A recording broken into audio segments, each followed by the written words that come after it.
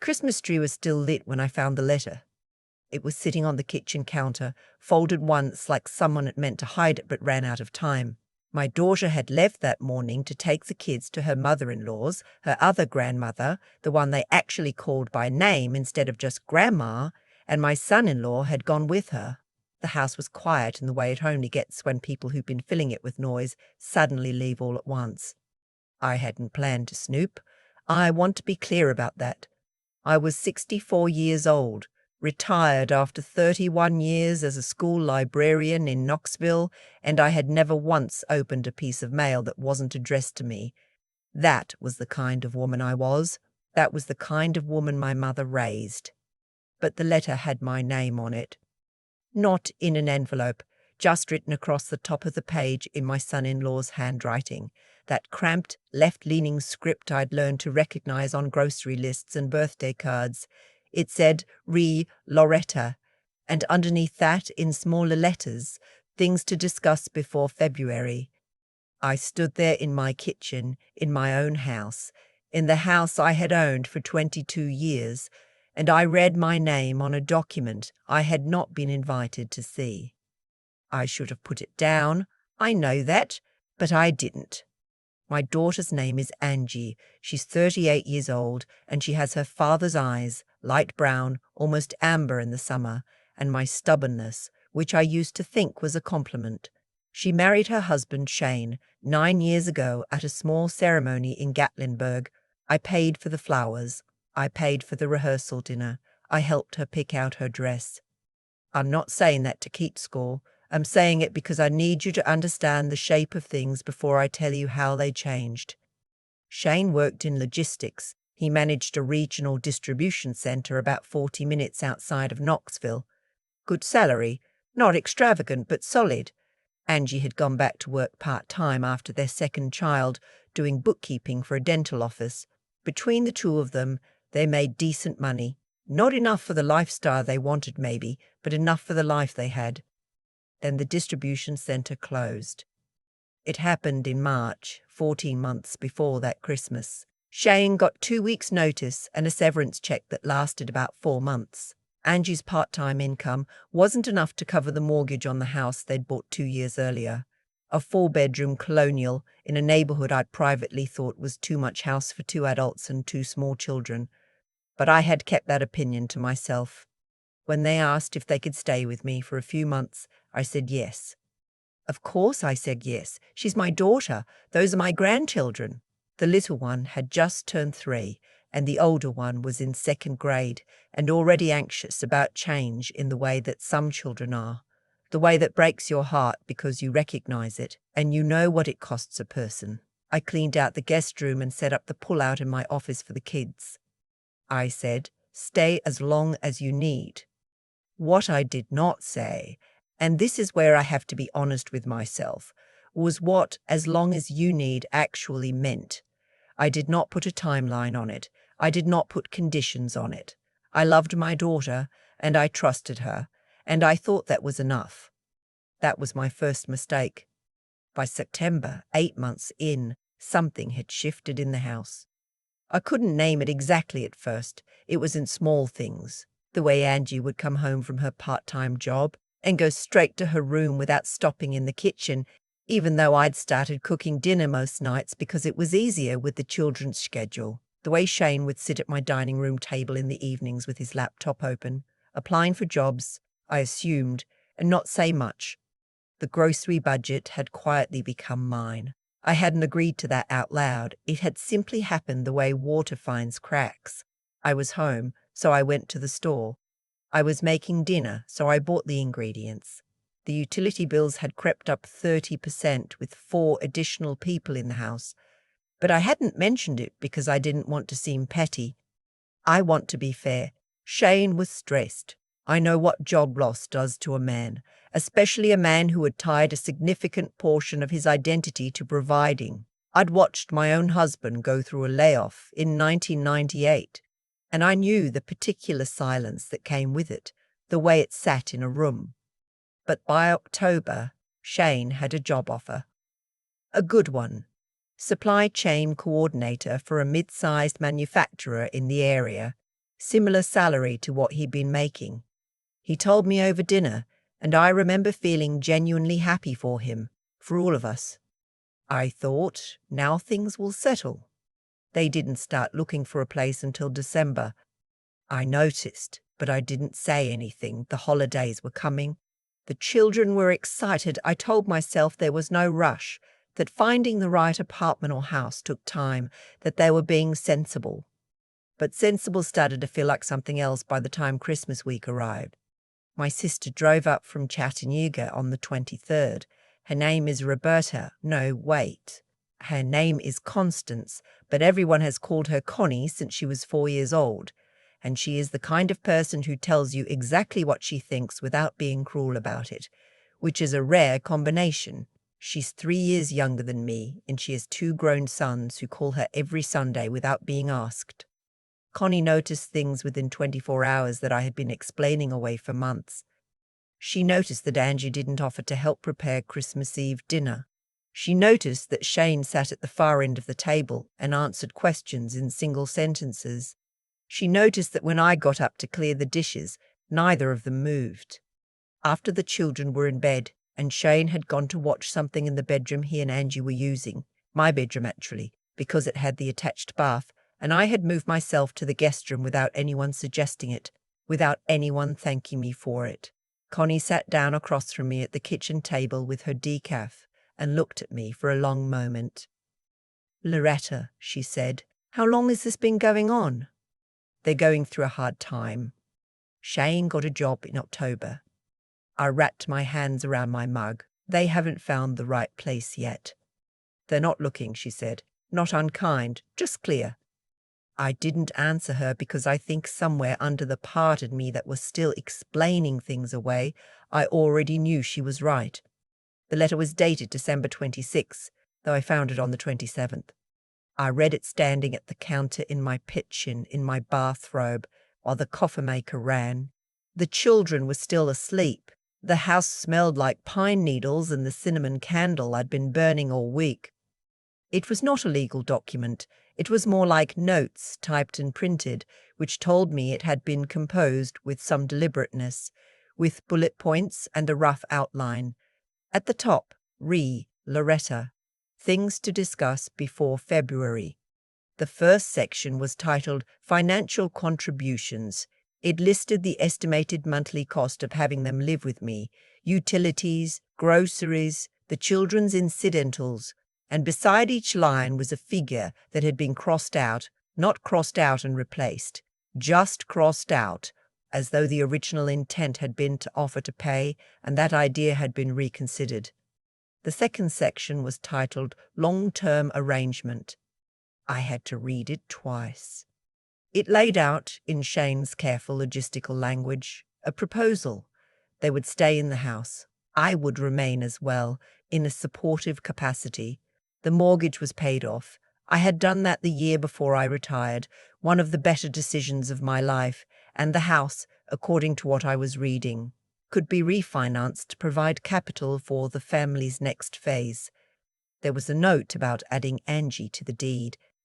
There was a note about simplifying finances by consolidating accounts. There was a line that said, "Loretta is not getting any younger and a shared arrangement benefits everyone." I set the paper down on the counter. I stood there and I listened to the coffee maker finish its cycle and the refrigerator hum, and somewhere upstairs the old pipes settled the way they do in winter. That low knock that I had slept through for over 2 decades. I was not angry, not yet. What I felt, standing there in my bathrobe with the Christmas tree still blinking in the next room, was something quieter and more clarifying than anger. I felt like something had been decided for me without my knowledge, and that the deciding had been going on for some time, and that I had been the last one in the room to understand what was actually happening. I poured my coffee. I sat down at the table. I thought about my mother, who had worked as a seamstress for 30 years and saved every dollar she could, and died in a house that still had her name on the deed. I thought about what she used to say, "You can love people and still know what they're capable of." I didn't call Connie. I didn't wake anyone up. I just sat there with my coffee and I thought very carefully about what I wanted to do next. I had a friend named Arthur. We'd gone to the same church for 15 years, whose daughter-in-law had added herself to his bank account just to help with bills after his wife passed. 2 years later, Arthur was living in a one-bedroom apartment near the interstate and didn't fully understand how it had happened. I had a colleague from the library, a woman named Helen, sharp, organized, the kind of person who color-coded her calendar, who had signed a quitclaim deed because her son told her it was just paperwork. It took her 3 years and a significant portion of her retirement savings to undo it. I was not going to be Arthur. I was not going to be Helen. I made an appointment with an attorney on the 28th. Her office was in a low brick building off Broadway, and she had a calm, no-nonsense manner that I appreciated. I told her everything: the letter, the timeline, the gradual shift in how the house was operating. She listened without interrupting. When I was finished, she said, "You haven't signed anything." "Nothing." "Good." She pulled a yellow legal pad toward her. "Let's talk about what we're going to do." I did not say anything to Angie or Shane until after the New Year. That might sound cold. I want to explain it, because it wasn't coldness, it was clarity.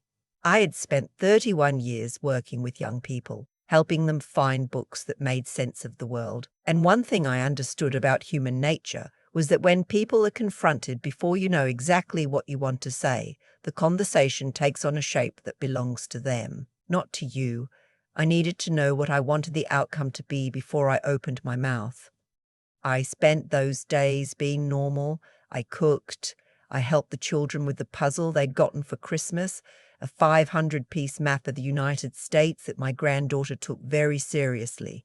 I watched the Rose Parade on New Year's Day and ate black-eyed peas the way I always did, the way my mother had taught me, for luck and for continuity. I returned the letter to the counter exactly where I had found it, refolded the same way. Nobody mentioned it to me. That told me something too. On January 4th, I sat down with both of them after the children were in bed. I had made tea. I had chosen the living room rather than the kitchen, because the living room was the more formal space in my house, and I wanted the formality. I wanted everyone, including myself, to understand that what was happening was not a casual conversation. I told them I had found the document. Angie went pale in a way I had not seen since she was a teenager and had broken my good lamp and tried to hide it. Shane started to speak, and I held up one hand, not unkindly, and he stopped. I said, "I'm not going to have a big argument about this. I'm not going to be dramatic, but I need you both to hear me." I told them what I had decided. They would have until February 15th to find and secure housing. I would not add Angie to the deed. I would not refinance the house. My accounts would remain solely in my name, and I had already spoken with my bank about what that meant in practical terms.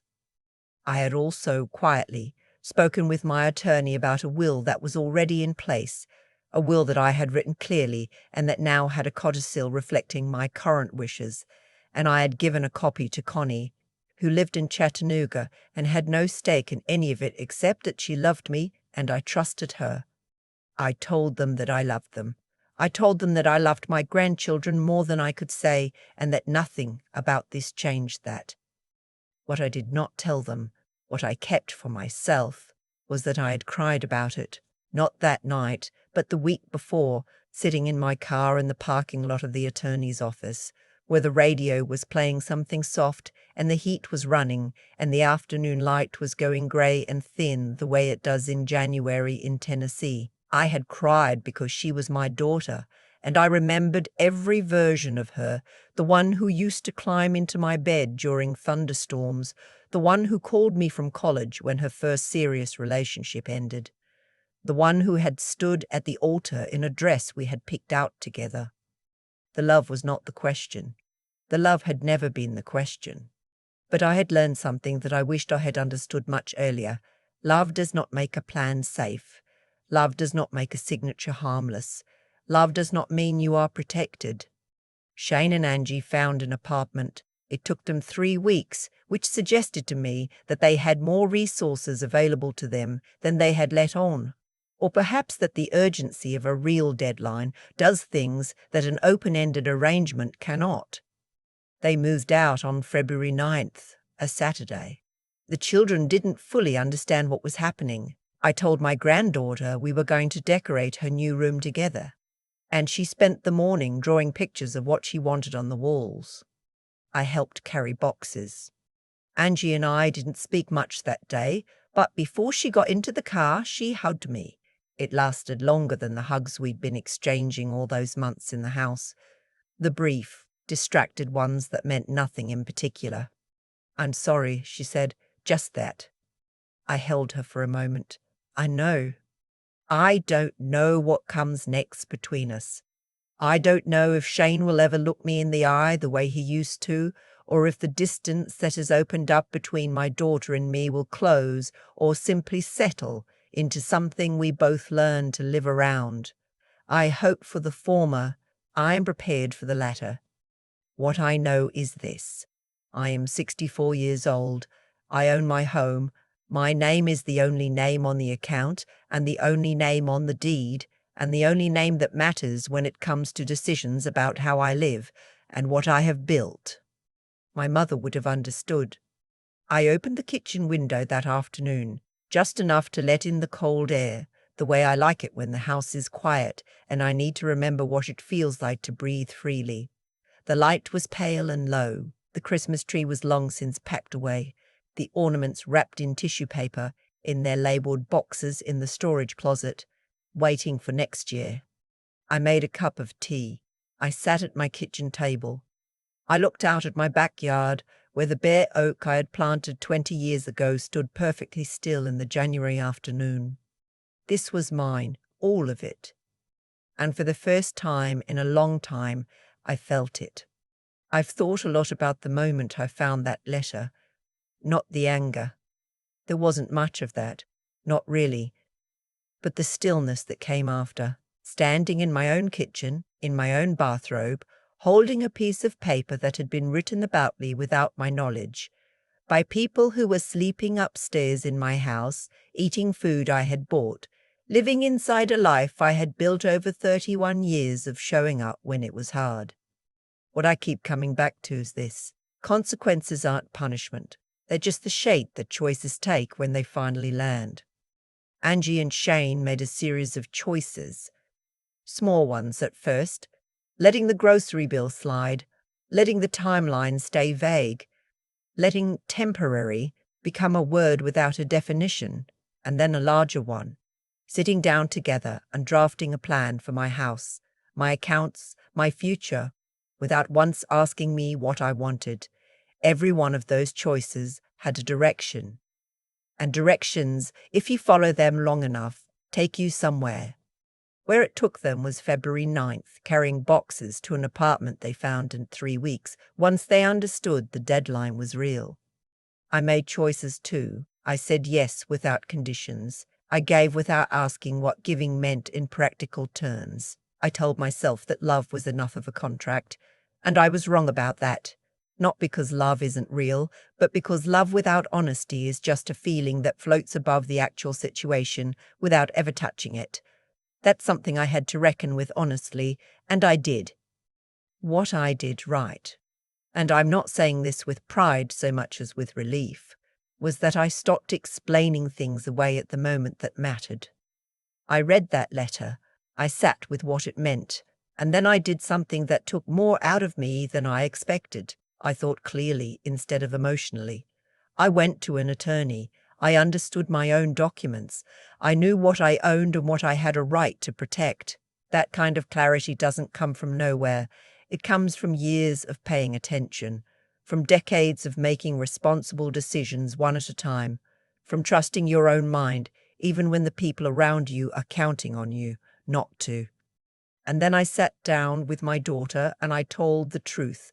I didn't perform it. I didn't make it bigger than it was. I just said what I had decided, calmly, and I held to it. That's the part that cost me the most. Not the attorney, not the conversation itself, But the days afterward, when I didn't know if the distance between us would close or settle into something permanent, I sat with that uncertainty, and I didn't undo my decision to get relief from the discomfort. That matters. Staying in a hard thing without flinching your way back to familiar. That's not stubbornness. That's the quieter kind of courage that nobody puts in a movie, but that real life asks of you constantly. My mother used to say, you can love people and still know what they're capable of. I thought I understood that when she said it. I understand it differently now. It's not cynicism, it's not distance. It's just the ability to see clearly without letting love blur your vision, and then to act on what you see. Not out of anger, not out of scorekeeping, but out of a simple, unglamorous commitment to your own life. That commitment is something I have to choose every day, not just once. I think that's what I'd want anyone to take from this. Not the specific details of what happened in my house that December, but the reminder that your life belongs to you. That clarity is something you build, slowly, through honest choices, that it's never too late to stand in your own kitchen and decide what happens next.